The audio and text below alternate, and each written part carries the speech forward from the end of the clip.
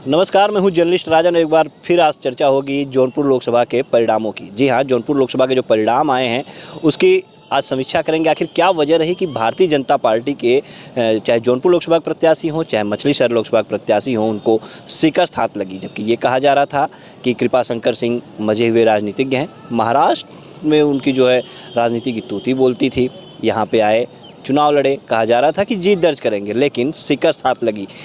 1000 2000 नहीं, लगभग 1 लाख मतलब 97,500 करीब वोट से वो जो है सपा प्रत्याशी बाबू सिंह कुशवाहा से हार का सामना करते हैं। वहीं मछली शहर लोकसभा सीट पे जो मौजूदा सांसद थे, यहाँ के निवर्तमान सांसद बीपी सरोज, उन्हीं के ऊपर दाव लगाया था भारतीय जनता पार्टी ने, लेकिन उनको भी शिकस्त हाथ लगी। ऐसे में क्या कारण रहा जो जौनपुर में मोदी का मैजिक नहीं चला, अमित शाह की रैली का असर नहीं हुआ, योगी आदित्यनाथ की रैली का असर नहीं हुआ, समाजवादी पार्टी से बाबू सिंह कुशवाहा को टिकट मिलने के बाद सपा छोड़ने वाले बाबा दुबे को सपा छोड़ने के बाद उसका कुछ असर नहीं हुआ कि समाजवादी पार्टी के जो समर्थक रहे हों वो कुछ नाराज हों, ऐसा कुछ नहीं हुआ। यहाँ तक कि पूर्व सांसद धनंजय सिंह का जो समर्थन उनका करना था बीजेपी प्रत्याशी को, उसका भी कोई असर जौनपुर लोकसभा सीट पर नज़र नहीं आया। इसी को लेकर के चर्चा करने के लिए हमारे साथ एक बार फिर से वरिष्ठ पत्रकार हसनैन कमर दीपू जी हैं, जो कि लगातार हमारे साथ इस लोकसभा चुनाव में चर्चा में रहे हैं। इनसे ही जानेंगे क्या वजह रही होगी जिसके कारण दोनों सीटों पर कमल नहीं खिला और सपा की साइकिल ने रफ्तार पकड़ ली। हसनैन जी, बहुत स्वागत है आपका। जी धन्यवाद राजन जी। हसनैन जी, लगातार चुनाव आप भी कवरेज कर रहे थे, हम भी साथ में थे, और कल जब परिणाम आए तो निश्चित तौर पे चौंकाने वाले रहे। लोग ये कह रहे थे कि भारतीय जनता पार्टी की जीत होगी, और नारा भी भारतीय जनता पार्टी की जिस तरह से 400 पार का चल रहा था, 400 पार तो हुआ नहीं। भारतीय जनता पार्टी बहुमत से भी नहीं आई, एनडीए की सरकार बनने के उसमें। लेकिन क्या लगता है जौनपुर की सीट क्यों हार गए कृपा शंकर सिंह, और मछली शहर की सीट बीपी सरोज? पहले जौनपुर की बात करते हैं। कृपा शंकर सिंह, क्या कारण रहा होगा जो उन्हें हार का सामना करना? देखिए, जब से बीजेपी ने इनके नाम के अनाउंसमेंट किया था, तब से कार्यकर्ताओं में वो जोश नहीं देखने को मिल रहा था। पहले तो कृपा शंकर सिंह को अपनों से लड़ना पड़ा, फिर वो धनंजय सिंह को कैसे वो बैठा सकते हैं या कैसे मना सकते हैं, क्या उसमें फंसे रहे। और फिर जब इलेक्शन कैंपेनिंग की बारी आई, जब वो मतदाताओं के पास लोगों जाने की बारी आई, तो वो एक चक्रव्यूह में वो घिर के रह गए। तो कार्यकर्ता जो होता है, जो बूथ पे जाता है, जो बूथ मैनेजमेंट करता है, जो मतदाताओं के पास जाता है, वो कहीं ना कहीं मैनेजमेंट पूरी तरह फेल रहा। आप देखिए कि अगर 2022 की विधानसभा की अगर बात की जाए, तो यहाँ पे जिस तरीके से बीजेपी के लोगों ने जीत दर्ज की थी, उस तरीके से अगर ये चुनाव होते तो कृपा शंकर सिंह चुनाव जीत जाते। लेकिन इसके उलट हुआ। आप देखिए, सदर विधानसभा में गिरीश चंद्र यादव जी हैं, जो वो उनका मैजिक नहीं चला। अगर आप देखिए, रमेश सिंह हैं शाहगंज में, उनका मैजिक नहीं चला। बदलापुर में रमेश, यानी पांचों विधानसभा हम कहें, पांचों विधानसभा पे समाजवादी पार्टी के बाबू सिंह कुशवाहा जीत दर्ज कर रहे हैं। और जीत कोई छोटी मोटी नहीं, बड़ी दर्ज कर रहे हैं। तो ये चिंता का विषय बीजेपी के लिए, क्योंकि पांचों में अगर आप 5-0 से मैच हार रहे हैं तो एक बहुत बड़ी बात है। जिस तरीके से कैंपेनिंग होनी चाहिए, मोदी जी और योगी जी कितना आपको ऊर्जा देंगे, कितना आपके कार्यकर्ताओं में करेंगे। एक व्यक्ति पे अगर आप सब कुछ करेंगे तो आपको एक बार, दो बार, बार बार आपको कोई नहीं करेगा, आपको भी करना पड़ेगा।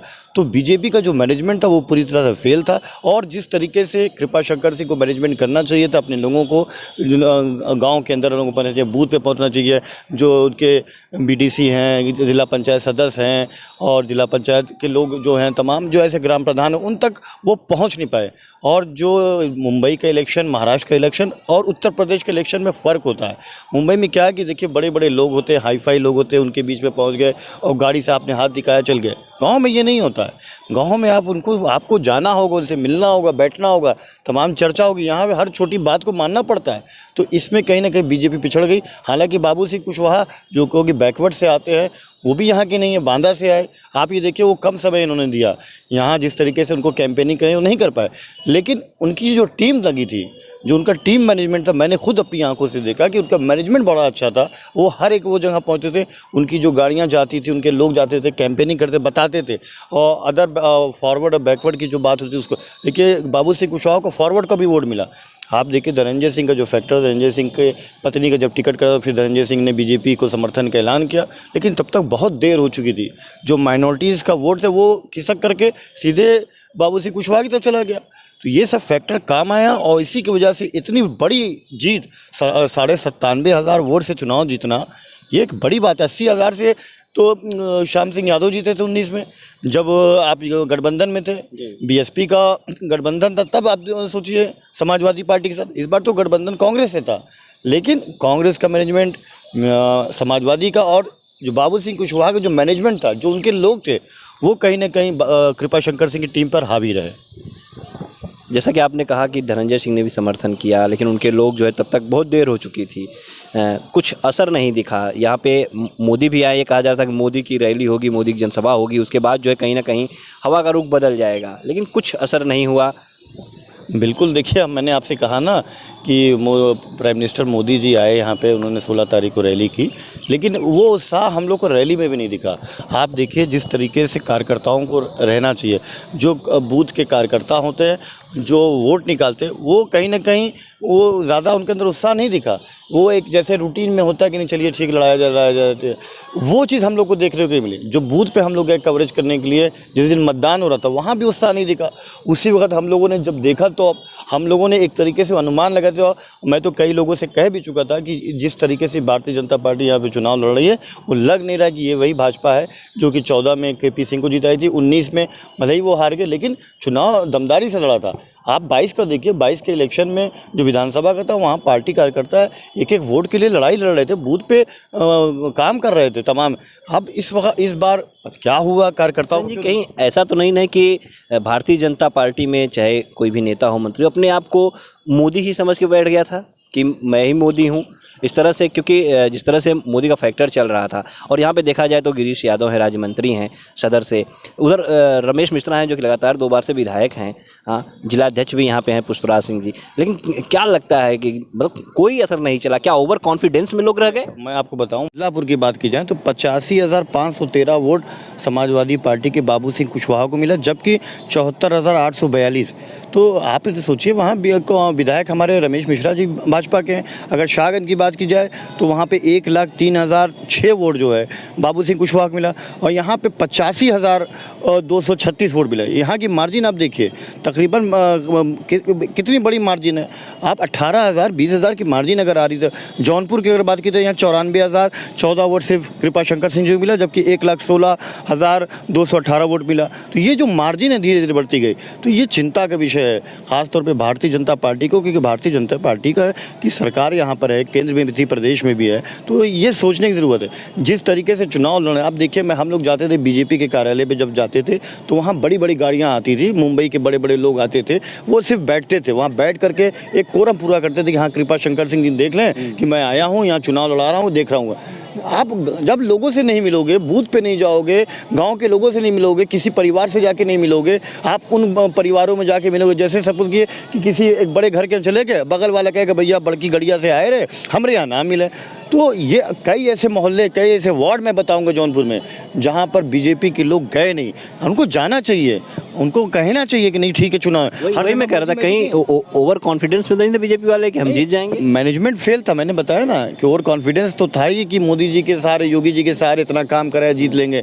लेकिन ये इलेक्शन दूसरा था। आप देखिए, विपक्ष जो था, खास तौर पे संविधान खतरे में, तमाम अदर बैकवर्ड को इकट्ठा करने में जुड़ा था, उनके साथ मैंने पहले ही आपसे कहा कि इस मौर्य समाज का वोट जो बीजेपी का था, एक साथ अगर आप समझिए समाजवादी पार्टी में अगर चला जा रहा है तो किसकी भी चिंता का विषय है।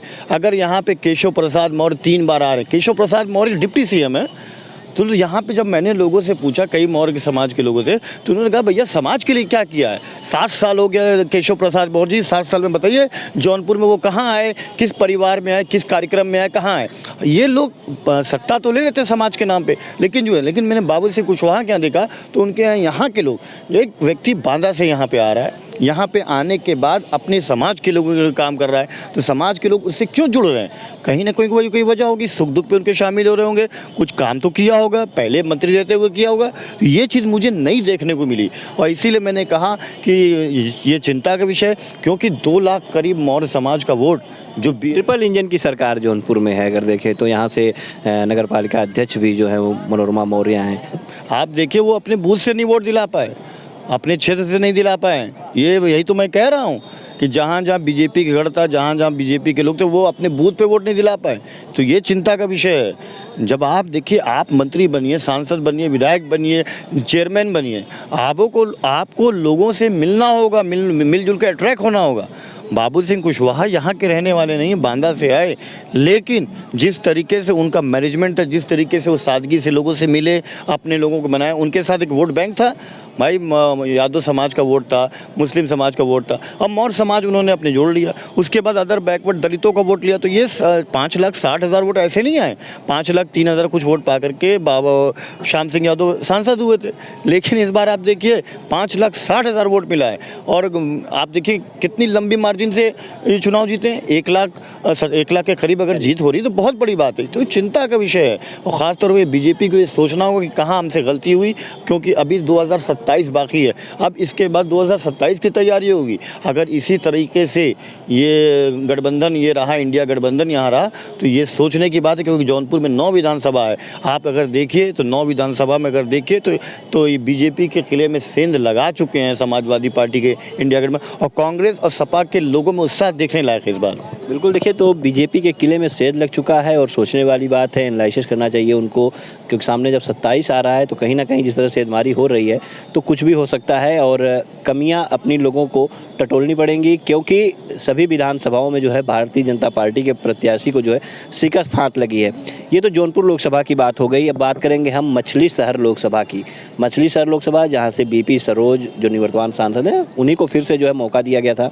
भारतीय जनता पार्टी ने उन्हीं पर दाव लगाया था, लेकिन उनके सामने समाजवादी पार्टी ने युवा प्रिया सरोज पे दाव लगाया, जो कि विधायक तूफानी सरोज की बेटी हैं, और वो जीत दर्ज करती हैं तकरीबन 37,000 के करीब वोट से। बीपी सरोज का हारना कैसे देखते हैं आप? देखिए, बीपी सरोज की हारने के लिए सबसे बड़ी बात जो उनका जो बड़बोलापन, जिस तरीके से उन्होंने बयानबाजी की। 5 साल पहले वो सांसद बने, बहुत मामूली वोट से वो जीते थे और सांसद बन गए।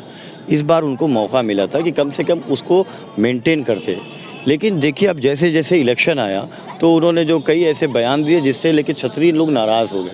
तो उस नाराज़गी का फ़ायदा अपने अनुभव के आधार पे ये तूफानी सरोज ने उठाया, क्योंकि उनकी बेटी, आप सोचिए अभी पहला इलेक्शन है, कोई नहीं जानता, राजनीति में कोई जानता भी नहीं था उसको, सुप्रीम कोर्ट के अधिवक्ता है, और जिस खुले मन से वो सामने आई, आने के बाद उसने बेबाकी से बयान दिया, लोगों से अट्रैक्ट हुई, महिलाओं को अट्रैक्शन किया, जो यूथ थे उनके पीछे दौड़ पड़ी। उसकी वजह ये थी कि वो मुद्दे जो है, जिन मुद्दों को लेकर वो बोल रही थी, पब्लिक उससे अट्रैक्ट हो रही थी।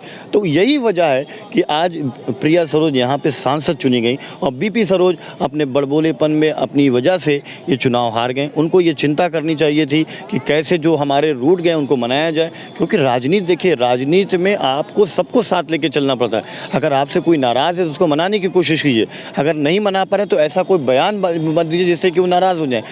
और सारे समाज को नहीं, देखिए तीनों जो है सरोज समाज के लोग चुनाव लड़ रहे थे। कृपा शंकर सरोज भी चुनाव लड़ रहे थे बीएसपी से, बीपी सरोज भी, और तूफानी सरोज की बेटी प्रिया।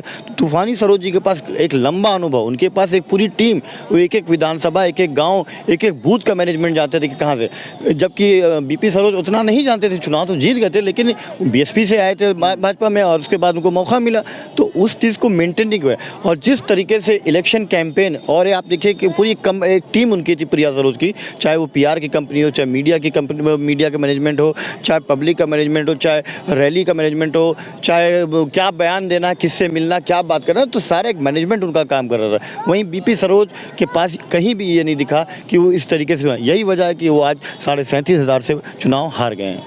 बिल्कुल, देखिए तो हसनैन जी हैं वरिष्ठ पत्रकार, जिन्होंने बताया कि क्या कारण रहे जिसकी वजह से भारतीय जनता पार्टी को जौनपुर और मछली शहर लोकसभा दोनों सीटों पे हार का सामना करना पड़ा। कहीं ना कहीं ओवर कॉन्फिडेंस और बड़बोलापन लोगों को ले डूबा। अब ज़रूरत है लोगों को इसकी समीक्षा करने की और आने वाले चुनावों में तैयारी करने की, वरना समाजवादी पार्टी ने सेंधमारी करनी शुरू कर दी है। वो समय दूर नहीं जबकि परिवर्तन हो सकता है। फिलहाल ये चर्चा आपको कैसी लगी कमेंट में ज़रूर बताइएगा। फिर अगली चर्चा में मिलेंगे, तब तक के लिए जय हिंद, जय भारत।